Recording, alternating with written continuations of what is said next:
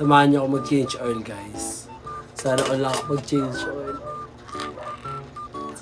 Tinutuan ng price yung electric fryer is kailangan mo palitan ng mantika. Kasi bukulin ako sa sobrang gamit na gamit ng mantika. Sana all nagagamit.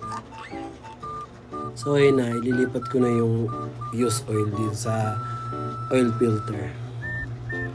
Para magagamit pa rin pang prito-prito sa personal use.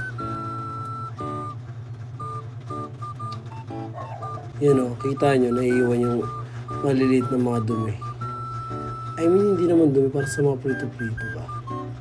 Tignan nyo naman na filter niya, napakaliit na niya na nasasalok pa rin. Kaya napakaganda talaga ng oil filter na to. And malaki na yan, marami na siyang masasalin. Kaya kung gusto mo na ganito, orderin mo na habang may stock pa.